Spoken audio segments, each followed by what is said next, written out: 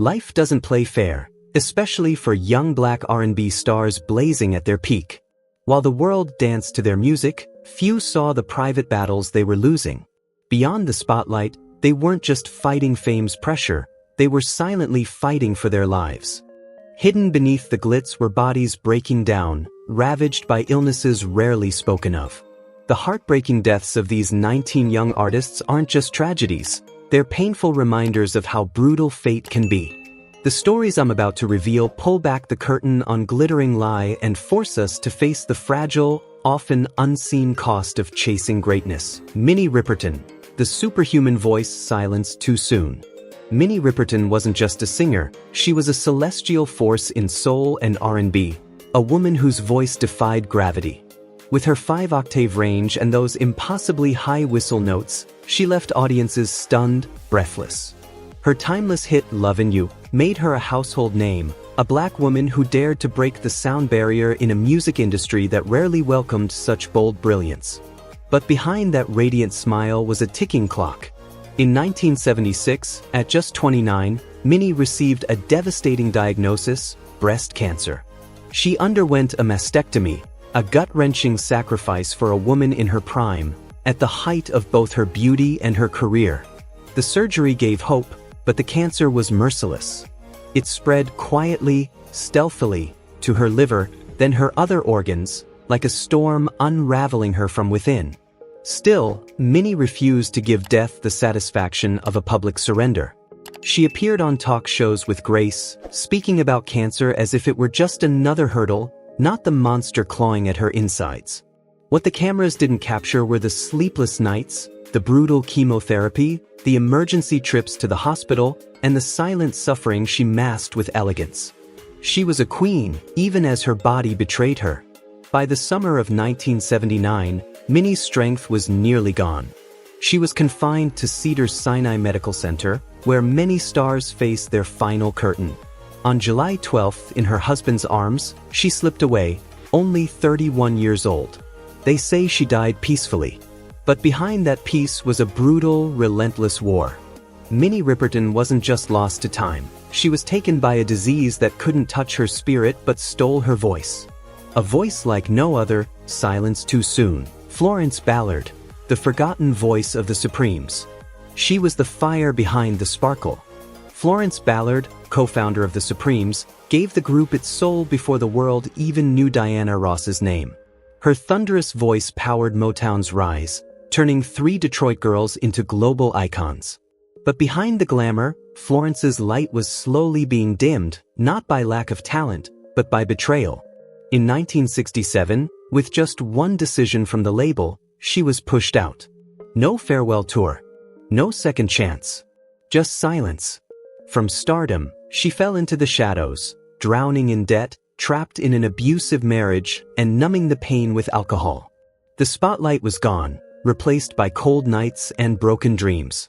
She tried to come back, to sing again, but the industry had moved on. Her calls went unanswered. By 1975, her health was collapsing. Her body swelled, her breath grew short, and her once powerful frame weakened under years of hardship. Diagnosed with heart problems, she was sent home because she couldn't afford proper care. That home was a rundown Detroit house, drafty and worn, where she quietly faded. On February 21, 1976, Florence collapsed in pain and panic. The next day, she was gone, dead at just 32 years old from coronary thrombosis. A queen who once reigned over charts died in near poverty, her brilliance ignored, her warnings unheeded. Florence Ballard wasn't just a singer. She was a warrior with a voice that shook the heavens. And yet, she died unheard, her legend buried beneath a decade of silence. Donnie Hathaway, the voice that soared, then fell from the 15th floor. Donnie Hathaway wasn't just a singer, he was the soul of music itself. His voice carried the weight of heartbreak, hope, and humanity. From the aching beauty of A Song for You to the timeless magic of his duets with Roberta Flack, Donnie gave the world music that felt like prayer. But behind that velvet voice was a man battling a storm he could never escape. On a bitterly cold night, January 13, 1979, Donnie was in New York City, fresh from a recording session. Friends noticed he wasn't himself, paranoid, talking about being watched, convinced someone was trying to kill him. It wasn't the first time. For years, Donnie had struggled with paranoid schizophrenia, a battle he fought bravely, but unevenly. Medications helped, when he took them, but too often he didn't. That night, after dinner, he returned to his 15th floor suite at the Essex House Hotel. Minutes later, his body was found on the sidewalk below. The window had been wide open. No sign of struggle. No final note. Just a silence that screamed louder than anything he'd ever sung. Police called it a suicide. But to those who knew him, it didn't make sense. He was in the middle of creating music. He had plans, so why now? What broke inside him that night? Donnie Hathaway died at just 33 years old, a fragile genius crushed under the weight of a mind that betrayed him. His death wasn't just a tragedy, it was a warning that even the brightest voices can be drowned in silence if we don't learn how to listen, really listen, to the pain behind the melody. Phyllis Hyman, the voice that could freeze time, died just hours before she was set to perform. She wasn't just a singer. She was soul personified, statuesque, elegant, with a voice that soared through jazz and R&B like velvet thunder. Phyllis commanded the stage with grace, beauty, and aching emotion. But behind that diva image lived a woman quietly unraveling. On June 30, 1995, just hours before her show at the legendary Apollo Theater, Phyllis disappeared. As the crowd gathered and the lights began to glow, she was alone in her modest apartment in Stuyvesant Heights, New York, fighting a war no one could see. The room was silent. The note on the table said everything she couldn't.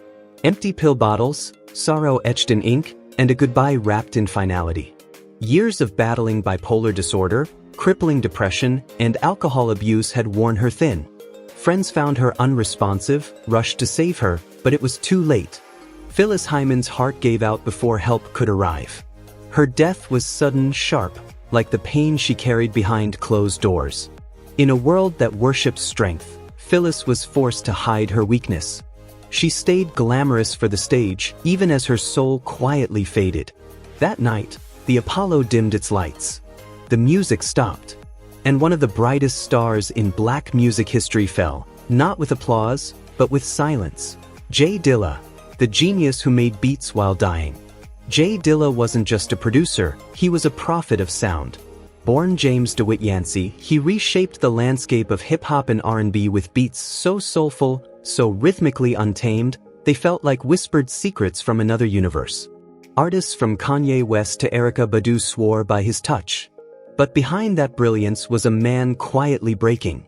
Few fans knew that as Dilla crafted some of the most influential music of his generation, his body was being ravaged from within.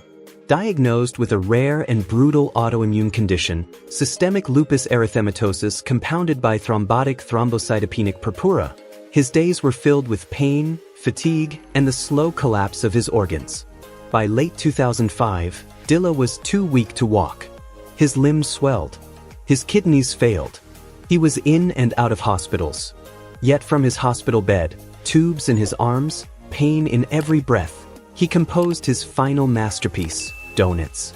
He created it while dying, cutting samples and programming drums while barely able to lift his head. The album dropped on his 32nd birthday. He passed just 3 days later. His mother and close friends stood beside him during his final hours. They called it a cruel, drawn-out goodbye, an uneven fight between genius and fate. But Dilla didn't let the disease have the last word. Donuts wasn't just music. It was his goodbye letter, his battle cry, his final act of love to the world. J. Dilla didn't die in silence. He died in rhythm. And the world is still listening. Tammy Terrell, the radiant flame extinguished too soon. Tammy Terrell was more than just a voice. She was a beam of soul, sweetness, and promise.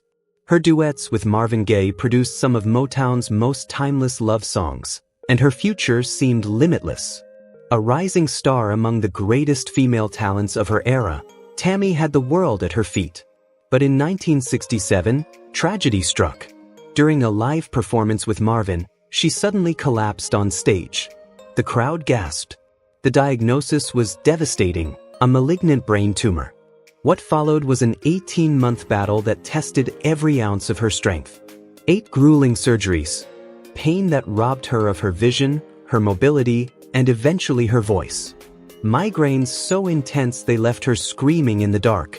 Tammy, once full of light and life, was slowly slipping away.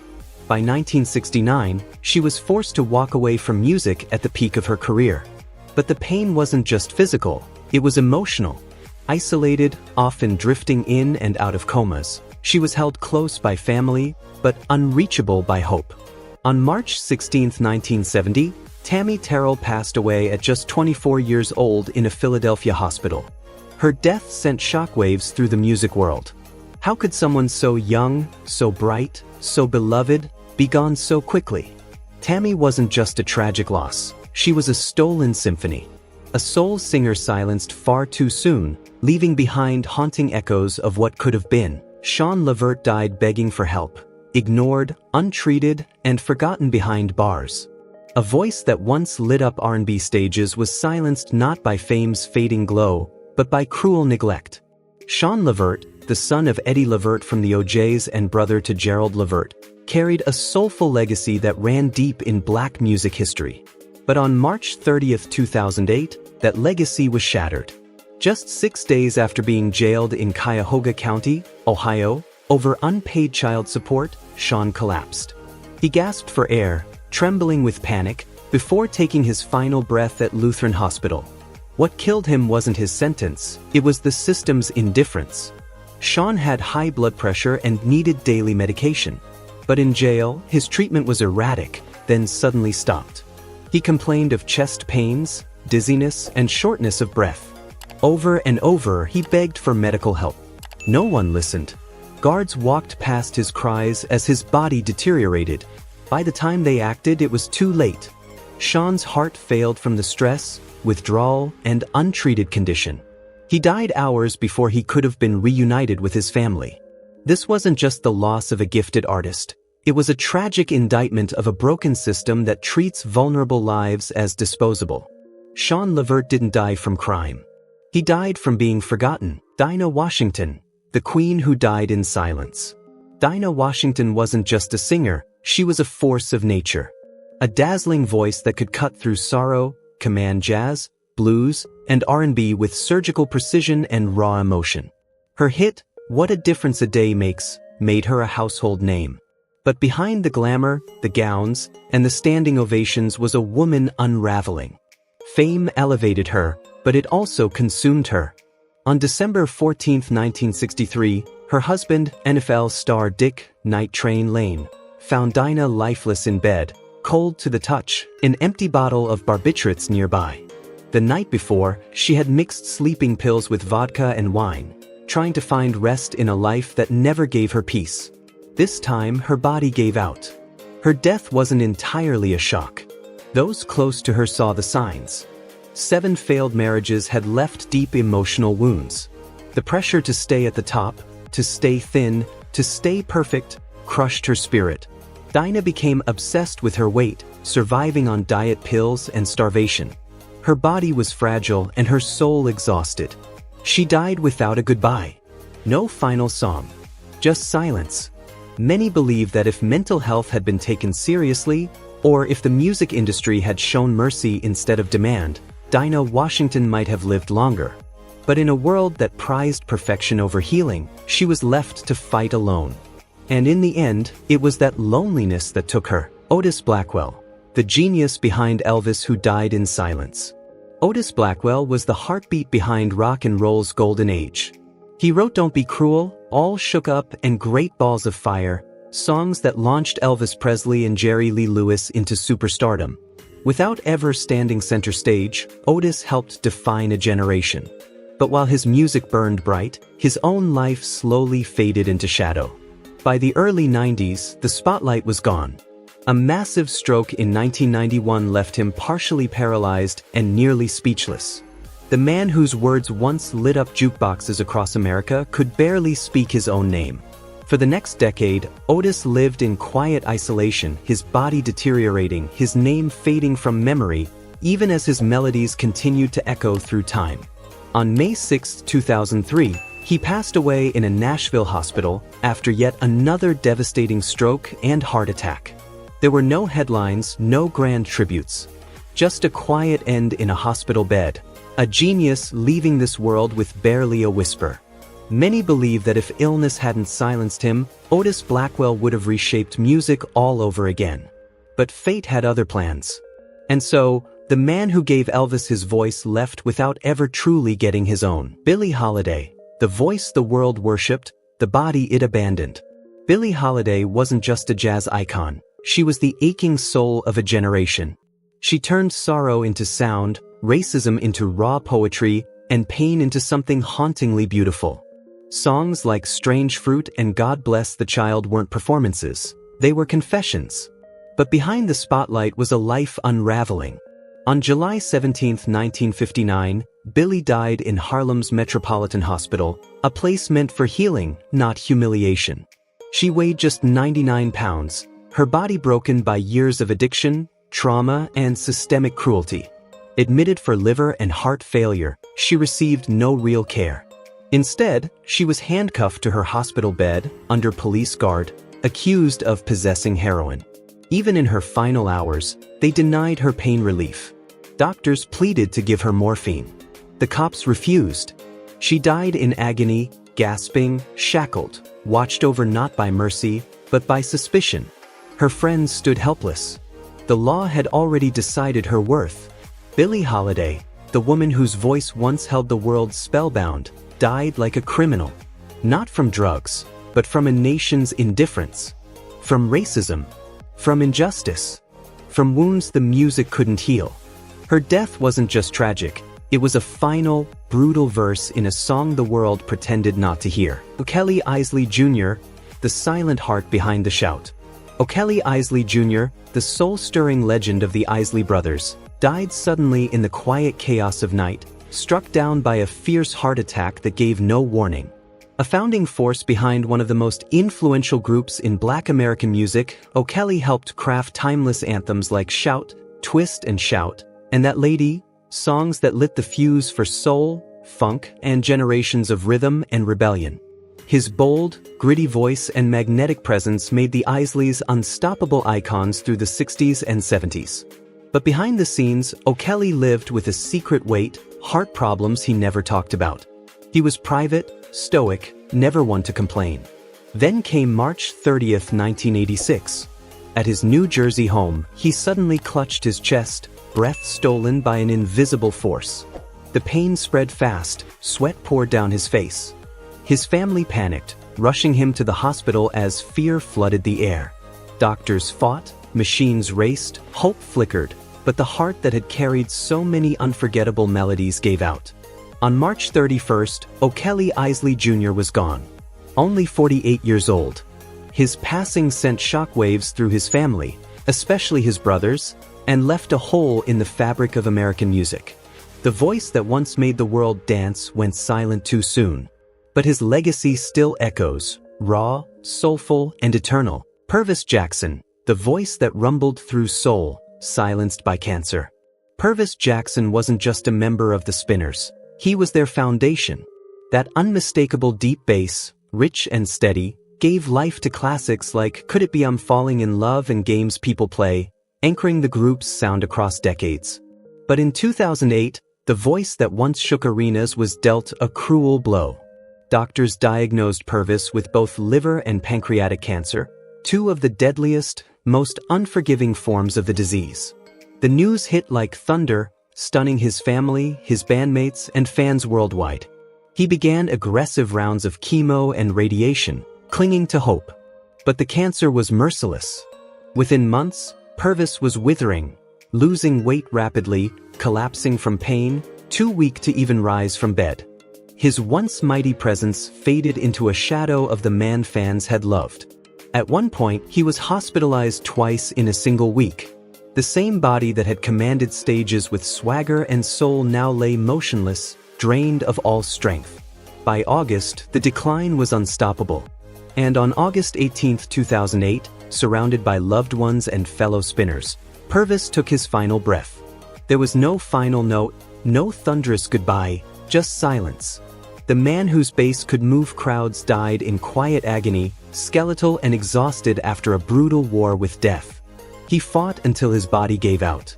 And though the stage will never hear that voice again, its echo lives on in every soul record that dares to reach that deep. Robert Adam Yancey, the final note in a legendary bloodline. Born into musical royalty, Robert Adam Yancey carried a name that echoed through generations. The only son of Natalie Cole and grandson of the iconic Nat King Cole, Robert inherited not just talent, but the silent weight of expectation. While the spotlight was his birthright, Robert chose a quieter stage, working behind the scenes as a songwriter and producer, always measured against the brilliance of those who came before him. But on August 14, 2017, tragedy returned to the Cole family like a dark refrain. At just 39 years old, Robert was found lifeless in his San Fernando Valley apartment. That night, he complained of exhaustion, chest pain, and trouble breathing. His family called for help immediately. Paramedics arrived, performing CPR, administering medications, shocking his heart.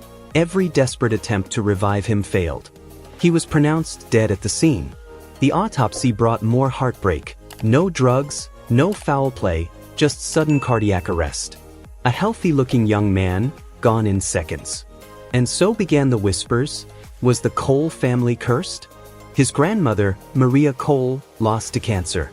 His mother, Natalie, taken by heart failure after organ complications. Now Robert, 3 generations, all claimed by the heart. His death wasn't just a loss. It reopened wounds that hadn't yet healed. Just 19 months after Natalie's passing, the Cole legacy was silenced again. Too soon, too sudden.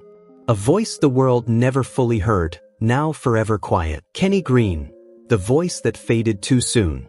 Kenny Green, the soul-stirring voice behind the R&B group Intro, wasn't just a singer, he was a storyteller, a poet of heartbreak and desire.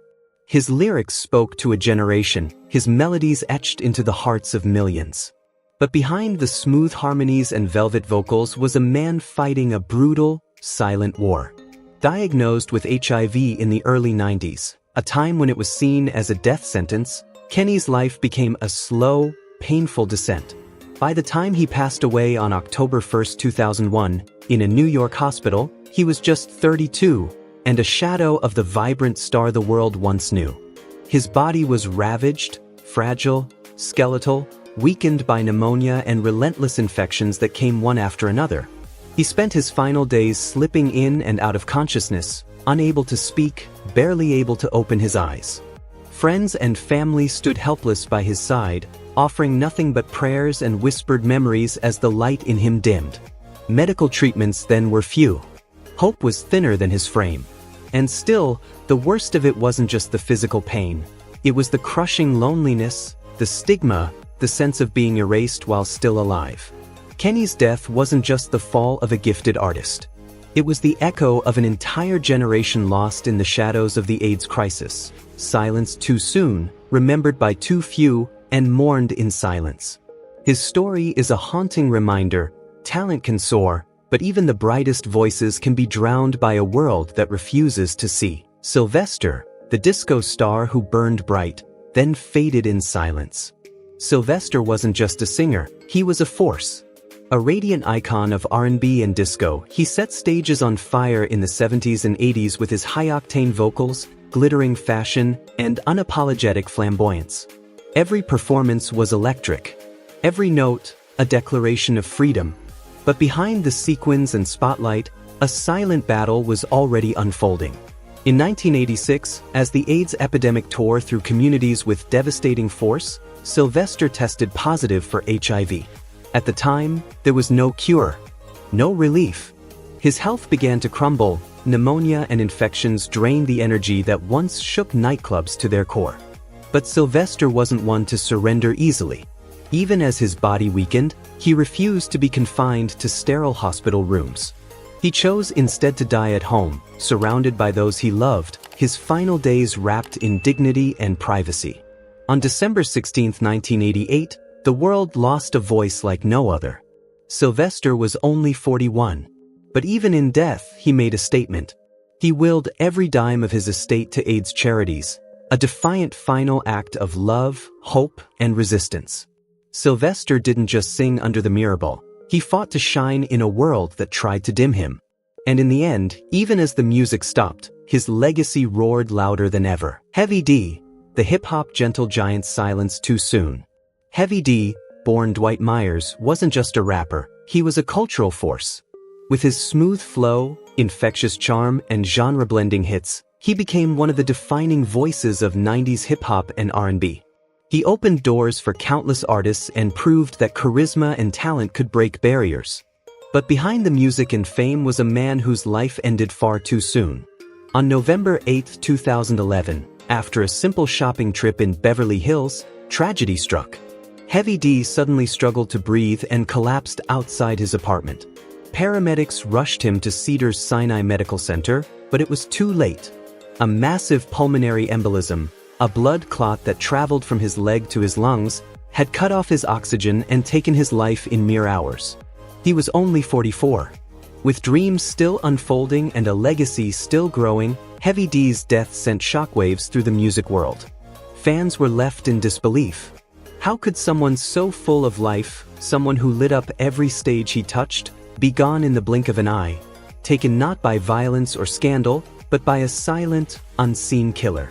His voice may be gone, but his rhythm still echoes in the hearts of those who loved him. Gerald Levert, the voice silenced by pain and pills. Gerald Levert wasn't just an R&B star, he was a powerhouse, a voice that defined a generation of soul. With chart-topping hits and a legacy tied to black music royalty, he stood tall as a modern icon. But behind the fame, Gerald was quietly fighting a war no one saw, one waged against chronic pain and sleepless nights. On November 10, 2006, inside his Cleveland, Ohio home, the same home once filled with melodies and laughter, tragedy struck. Gerald had been battling relentless shoulder pain and crippling insomnia. To cope, he turned to a cocktail of prescription and over-the-counter medications. Day after day, he endured in silence. Night after night, he reached for relief. That night, the spiral became fatal. Family found him unresponsive in bed. Paramedics tried everything, but it was too late. Gerald Levert was gone at just 40 years old. The autopsy revealed a heartbreaking truth: an accidental overdose from a deadly mix of medications. Painkillers, sedatives, sleep aids. The very things meant to soothe him became the poison that took him. His sudden death wasn't just a loss, it was a warning. A reminder of how easily pain and pressure can push even the brightest stars into dangerous dependence. Gerald had more music to make, more stages to conquer. But instead, the world lost a blazing talent to a battle he fought alone in the dark. LeShawn Daniels, a voice behind the hits, silenced by surgery gone wrong. LeShawn Daniels wasn't just a name in R&B. He was the genius behind the music that shaped a generation. A gifted songwriter and smooth vocalist, he penned timeless hits that stirred hearts and topped charts. But behind the glittering success was a quiet battle with chronic pain. In September 2019, seeking relief, LeShawn underwent what was meant to be a routine surgery on his back. Instead, it became a nightmare. Within hours of the procedure at a South Carolina hospital, complications struck with brutal force. A severe infection spread rapidly, triggering multiple organ failure. He was rushed to intensive care, but his body, already weakened, couldn't fight back. Doctors tried everything. Nothing worked. On September 4, 2019, surrounded by loved ones who could only watch in agony, LeShawn took his final breath. He was just 41. He left behind a grieving wife, 3 young children, and an industry that still echoes with his music.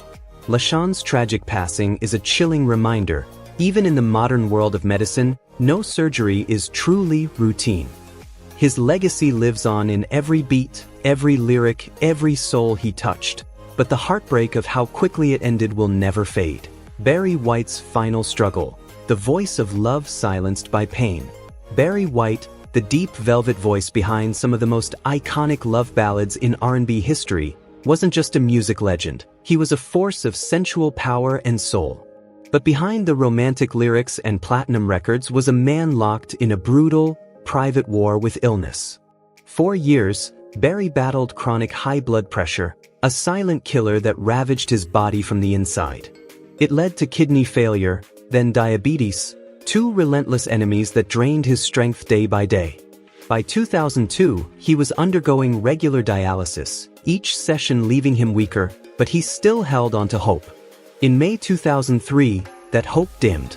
A stroke left him hospitalized, frail and breathless, clinging to life while waiting for a kidney transplant that never came. On July 4, 2003, at Cedars-Sinai Medical Center in Los Angeles, the world lost more than a voice. We lost a legend. He was just 58. Barry didn't go quietly. His final days were marked by exhaustion, swelling, labored breaths, and a heartbreaking decline that no fame or fortune could ease. His passing wasn't just a death, it was a stark reminder of the fragility of life and of the silent suffering many artists endure behind the curtain of stardom. Barry White's death was the beginning of a haunting pattern. In this video, we remember 19 young Black R&B voices, each lost too soon, each cut down by illness. Their stories aren't just about music. They're about mortality, resilience, and the hidden cost of greatness. If this story moved you, tell us in the comments below. And don't forget to subscribe, because the world of fame is filled with beauty, pain, and truths that deserve to be heard.